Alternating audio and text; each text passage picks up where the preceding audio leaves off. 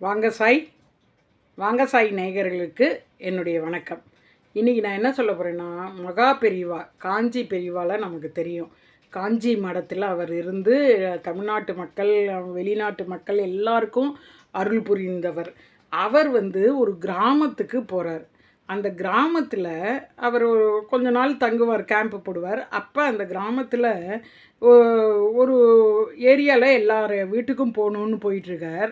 எல்லார் வீட்லேயும் வெளியில் கோலம் போட்டு செம்மண் போட்டு அவரை அவ்வளோ வரவேற்று அவருக்கு காய்கறிகள் தானியங்கள் எல்லாம் பரிசாக அன்பளிப்பாக கொடுத்து நமஸ்காரம் பண்ணி ஆசீர்வாதம் வாங்கிக்கிறாங்க. இப்படியே எல்லாரோட பக்தியும் மெச்சி அவர் போயிட்டே இருக்கும்போது அங்கே ஒரு குடிசை வீடு வருது. அந்த வீட்டுக்கு போகிறதுக்காக அவர் உள்ளே வைக்கும்போது மற்ற பக்கத்தில் வரவங்கெல்லாம் வேண்டாம் வேண்டாம், அது குடிசை வீடு, அவங்க அங்கெல்லாம் போக வேண்டாம் அப்படிங்கும்போது, நமக்கு பணமாக முக்கியம், பக்தி தான்ப்பா முக்கியம், நம்ம போகலாம் அப்படின்னு சொல்லி அவர் அந்த குடிசை வீட்டுக்கு போகிறார் உள்ள. அப்போ அந்த பக்தி தலைவன் ரொம்ப பக்தியாக அவர் காலிலெல்லாம் விழுந்துட்டு, ஐயா என்கிட்ட ஒன்றுமே இல்லை, இந்த செல்லா காசு எங்கள் அம்மா வச்ச இந்த செல்லா காசு தான் இருக்குது, இந்தாங்க என்னுடைய அன்பளிப்பாக இதை ஏற்றுக்கங்க அப்படின்னோடனே மகாபெரிவா அதை பார்த்துவிட்டு, ஏன்பா அது செல்லா காசு இல்லை, இது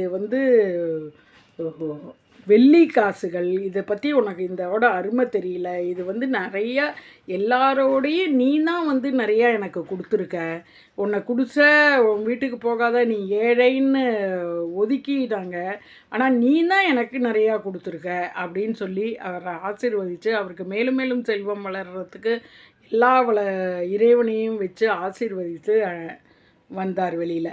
அப்போ அவங்க வீட்டுக்கு போகாதீங்க, என்ன காசு நமக்கு வந்துருமா,